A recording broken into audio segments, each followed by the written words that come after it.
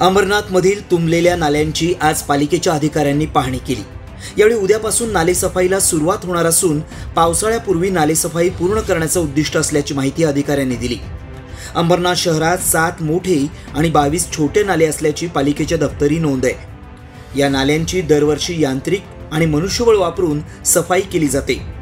यासाठी दरवर्षी मे महिन्यात नालेसफाईला सुरुवात केली जाते। याच अनुषंगानं आज पालिकेच्या अधिकाऱ्यांनी शहरातल्या नाल्यांची पाहणी केली।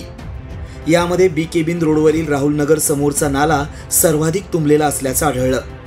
या नाल्याबाबत एकवीरा आई फाउंडेशनचे अध्यक्ष संजय मोहरीकर आणि स्थानिक समाजसेवक सचिन मंचेकर यांनी पालिकेकडे सातत्यानं तक्रारी केल्या होत्या, कारण या नाल्याची व्यवस्थित सफाई झाली नाही तर राहुल नगर, वडवली मार्केट, गोसावी सोसायटी या सर्व भागात पावसाचं पाणी साचण्याची समस्या निर्माण होते।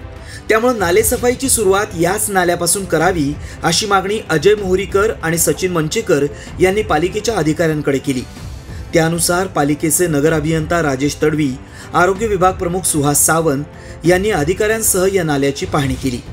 तसंच उद्यापासून नालेसफाईला सुरुवात होणार असून पावसाळ्यापूर्वी नालेसफाईची सर्व कामं पूर्ण केली जातील अशी माहिती त्यांनी यावेळी दिली।